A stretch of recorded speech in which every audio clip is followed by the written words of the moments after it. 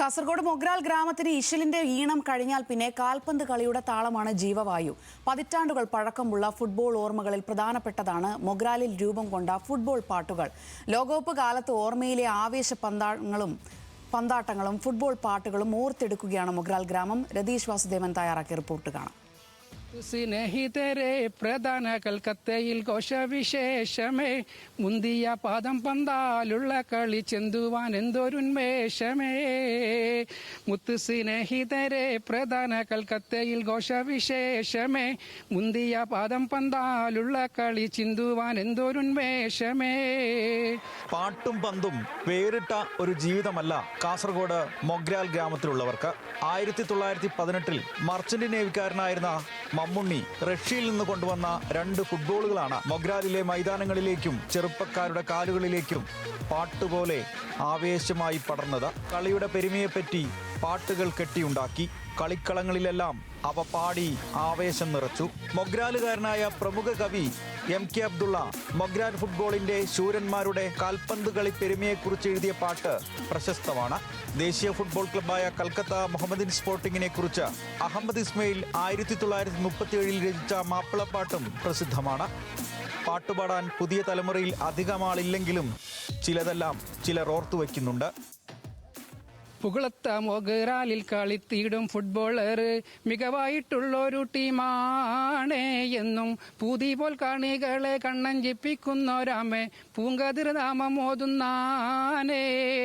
പുകളത്ത മൊഗ്രാലിൽ കളിത്തിയിടും footballer മികവായിട്ടുള്ളൊരു ടീമാണ് എന്നും പൂതി പോൽ കാണികളെ കണ്ണഞ്ചിപ്പിക്കുന്നൊരാമേ പൂങ്കതിർ നാമം ഓതുന്നാനേ. മൊഗ്രാൽ സ്പോർട്സ് ക്ലബ്ബ് 1918 ഔദ്യോഗികമായി രൂപം കൊണ്ടു.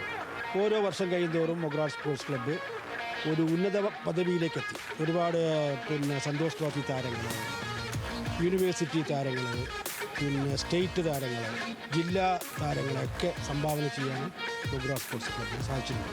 മൊഗ്രാലിനെ അറിയപ്പെടുന്നത് ഇശൽ ഗ്രാമമെന്നാണ്. ഇശൽ ഗ്രാമവും ഫുട്ബോളും കൂടി സമന്വയിപ്പിച്ചിട്ടുള്ള ഒരു ഗ്രാമമാണ് മൊഗ്രാൽ ഗ്രാമം. ഒന്ന് മാപ്പിളപ്പാട്ട്, പിന്നെ ഫുട്ബോൾ. എല്ലാവർക്കും ഫുട്ബോളുമായിട്ട് അഭേദ്യമായ ബന്ധമാണ്. ഇവിടെ ഫുട്ബോൾ തട്ടാനറിയാത്ത ഒരാൾ പോലും ഉണ്ടാവില്ല. കുമ്പളയിലെ ട്രാവലേഴ്സ് ബംഗ്ലാവിൽ താമസിച്ചിരുന്ന ബ്രിട്ടീഷ് സൈനികരോട് ക്രിക്കറ്റിൽ തോറ്റ നാട്ടുകാർ ഫുട്ബോളിൽ 11 ഗോളിന് നേടിയ വിജയം മൊഗ്രാലിൻ്റെ സ്വാതന്ത്ര്യ ചരിത്രം കൂടിയാണ്. ഇന്ന് മൊഗ്രാലിൽ 1 ഡസനിലേറെ സ്പോർട്സ് ക്ലബ്ബുകളുണ്ട്. ഏറ്റവും പഴക്കമുള്ളത് മൊഗ്രാൽ സ്പോർട്സ് ക്ലബ്ബാണ്. നിരവധി താരങ്ങളാണ് ഇവിടെ നിന്ന് ഉയർന്നു വന്നിട്ടുള്ളത്. 1960കളിൽ സന്തോഷ് ട്രോഫിയിൽ കേരള ടീമിലുണ്ടായിരുന്ന PC മുഹമ്മദ് കുഞ്ഞിയാണ് ആദ്യത്തെയാൾ. അടുത്ത കാലത്ത് ശ്രദ്ധേയനായ സന്തോഷ് ട്രോഫി താരം ദിൽഷാദ് അബൂബക്കറും മൊഗ്രാലിൻ്റെ സംഭാവനയാണ്. 2018 സന്തോഷ് ട്രോഫി നേടിയ കേരള ടീം മാനേജർ PC ആസിഫും ഒരു മൊഗ്രാലുകാരൻ തന്നെ.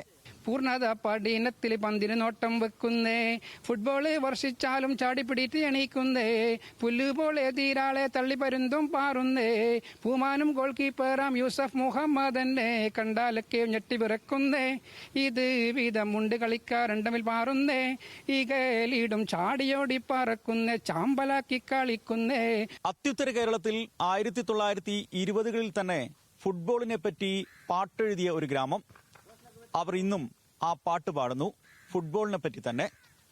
കാസർഗോഡ് മൊഗ്രാലിൽ നിന്നും ക്യാമറ പേഴ്സൺ അഭിഷേക് സുരേഷിനൊപ്പം രതീഷ് വാസുദേവൻ, ന്യൂസ് മലയാളം.